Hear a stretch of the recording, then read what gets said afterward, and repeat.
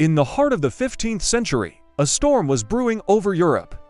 The mighty Ottoman Empire, led by the ambitious Sultan Mehmed II, had just conquered Constantinople, the jewel of the Byzantine Empire. Their eyes were now set on the next prize, the strategic fortress of Belgrade, the gateway to Hungary and the rest of Central Europe. The fate of Christendom seemed to hang by a thread. But standing in the Sultan's path was one of history's most underrated military geniuses, John Hunyadi, the White Knight of Hungary. This is the untold story of the Siege of Belgrade, a battle of epic proportions, a clash of titans that would decide the future of a continent. And at its center, a man whose courage and tactical brilliance would forge a legacy that echoes through the centuries. By 1456, Sultan Mehmed II was on a roll. He was young, brilliant, and commanded one of the most powerful armies the world had ever seen. His elite janissaries were the stuff of nightmares for European soldiers, and his massive cannons, the same kind that had shattered the walls of Constantinople, were now being hauled towards the Danube. His plan was simple: crush Belgrade, march into Hungary, and bring the heart of Europe under Ottoman rule. He brought an army estimated at over 70,000 strong, a fleet of 200 ships, and an unshakable confidence in his destiny. Belgrade, known then as Nanderferver, was a formidable fortress, but it was in a precarious position. The Hungarian nobility was fractured by internal politics, and the promised relief from other European kingdoms was slow to materialize, if it was coming at all. The fortress was defended by a small garrison, led by Hunyadi's brother-in-law, Mihaly Szalagi. They were brave, but they were severely outnumbered and outgunned. The situation looked bleak. Enter John Hunyadi. Born into a lesser noble family, Hunyadi had risen through the ranks thanks to his sheer military talent. He had spent his entire life fighting the Ottomans on the Balkan frontier, earning a reputation as a fierce and cunning commander. He understood the enemy's tactics better than anyone. But this time, the challenge was different. The Hungarian Diet was reluctant to fund a large army, forcing Hunyadi to rely on his own resources and his personal banner of mercenaries. As Hunyadi scrambled to assemble his forces, another key figure emerged from the shadows, an elderly Franciscan friar named John of Capistrano. At over 70 years old, Capistrano was a fiery and charismatic preacher. He traveled through the Hungarian countryside, delivering passionate sermons that called on the common people, peasants, craftsmen, students to take up the cross and defend their faith. While the nobles hesitated, the common folk answered the call. Thousands of poorly armed but highly motivated crusaders flocked to Hunyadi's banner. It was a motley crew, armed with little more than farm tools, slings, and an unshakable belief in their cause. This peasant army would prove to be the wild card in the battle to come. Hunyadi's first objective was to break the Ottoman naval blockade on the Danube. The Sultan's fleet controlled the river, preventing any reinforcements or supplies from reaching the besieged city. On July 14, 1456, Hunyadi launched a desperate counterattack with his own makeshift flotilla. What followed was a chaotic, brutal naval battle. Hunyadi's smaller, more maneuverable ships swarmed the larger Ottoman galleys. In a masterstroke of coordination, the defenders of Belgrade sallied out, firing from the fortress walls onto the Ottoman ships trapped in the chaos. Against all odds, Hunyadi's fleet smashed the blockade, sinking several Ottoman galleys and capturing many more. The river was open. Hunyadi and his reinforcements, including the peasant crusaders, poured into the beleaguered fortress. The first round had gone to the defenders, and the morale inside Belgrade soared. But the real test was yet to come. Enraged by the naval defeat, Mehmed II ordered a relentless, week-long artillery bombardment.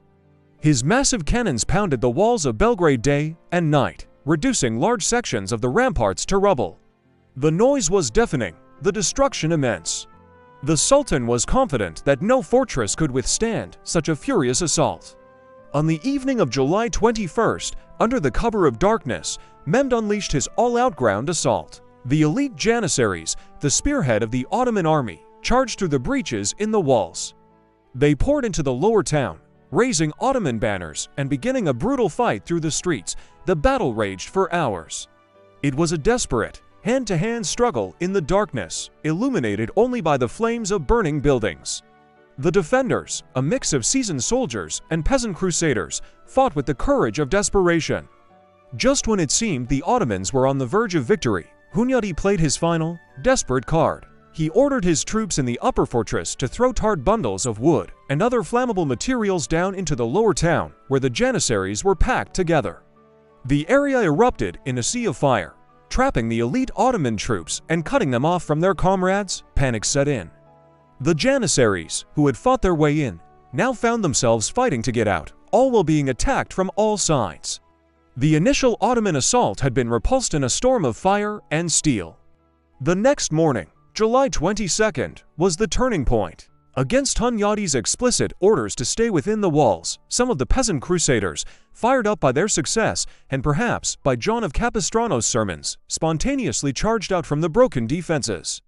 They swarmed an isolated Ottoman cannon position, turning the captured guns on the Sultan's own camp. What started as a small, undisciplined skirmish quickly escalated. More crusaders poured out of the city, drawn to the chaos. Seeing this unexpected opportunity, Hunyadi seized the moment. He led a decisive charge with his heavy cavalry out of the fortress, smashing into the flank of the surprised Ottoman army. The Sultan, attempting to rally his troops, was wounded by an arrow and nearly captured. The Ottoman camp, which had been a symbol of invincible power just hours before, descended into chaos. Faced with a full-blown rout and a wounded leader, the once mighty Ottoman army broke and fled. By nightfall, the siege was over. The field was littered with thousands of Ottoman casualties. They had abandoned their artillery, their supplies, and their camp.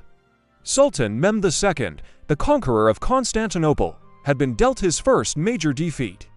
He retreated, leaving behind a scene of utter devastation and unlikely victory.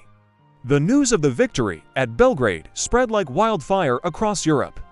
The Pope ordered the bells of every church to be rung at noon, a tradition that continues in many Catholic and older Protestant churches to this day, known as the noon bell. It was a moment of collective relief and celebration. John Hunyadi and John of Capistrano were hailed as saviors of Christendom, but victory came at a terrible price. The unsanitary conditions in the aftermath of the siege, with thousands of unburied bodies decaying in the summer heat, led to an outbreak of the plague. Just 3 weeks after his greatest triumph, John Hunyadi, the White Knight, succumbed to the pestilence. His fiery ally, John of Capistrano, followed him to the grave a few months later. So what is Hunyadi's legacy? The victory at Belgrade halted the Ottoman advance into Europe for nearly 70 years. It secured Hungary's borders and gave the rest of Europe precious time to prepare. Hunyadi's innovative tactics, his use of a mobile peasant army, and his ability to inspire men from all walks of life mark him as one of the great captains of history. He proved that even the most powerful empire could be defeated through courage, strategy, and an unbreakable will to defend one's home. The story of the Siege of Belgrade is more than just a battle. It's a testament to the idea that sometimes the course of history can be changed not by kings and nobles, but by the collective courage of ordinary people led by an extraordinary hero. The noon bell rings, not just for a victory, but for the legacy of John Hunyadi. Thanks for watching. If you enjoyed this journey into the past, make sure to like, subscribe, and hit that notification bell for more untold stories from history. See you next time.